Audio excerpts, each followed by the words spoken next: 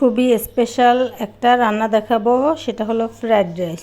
প্রথমে একটা হাঁড়িতে তেল গরম করে পেঁয়াজ দিয়ে দিলাম, তারপর কিছু গোটা গরম মশলা দিয়ে দিয়েছি, তারপরে ভেজে রাখা চিংড়ি মাছ দিয়ে দিলাম, তারপরে দিয়ে দিলাম গাজর, মটরশুঁটি, কাঁচামরিচ দিয়ে কিছুক্ষণ কষিয়ে নিব। গাজরটা হালকা সিদ্ধ করে নিব। কষানো হয়ে গেলে দিয়ে দিলাম বটবটি, বাঁধাকপি, আলু, সব কিছু সবজি যার হাতের কাছে যা থাকবে সেটা দিয়েই করতে পারবেন। তো এখানে আমি একটু গোলমরিচ দিয়ে নিলাম, দিয়ে কিছুক্ষণ নেড়েচেড়ে সবজিটাকে হালকা সিদ্ধ করে নিব।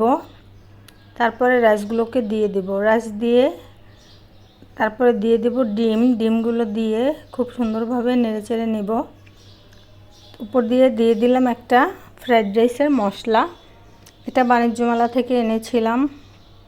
এই মশলাটা খুবই মজার।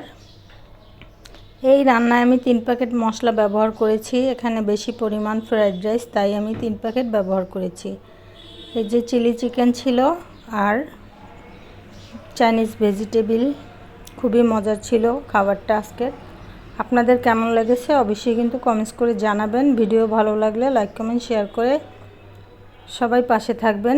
যারা আমার ভিডিও দেখেন তাদের জানাই অসংখ্য ধন্যবাদ। বাঙালি বোম্বাই মরিচ থাকবে আর সেটা খাবো না, সেটা তো হতে পারে না। তাই আমি ফ্রাইড রাইসের সাথে একটু বোম্বাই মরিচ আর লেবু নিয়ে খেয়ে নিলাম। এতটা মজা কি বলবো, দেখে লোভ লাগছে।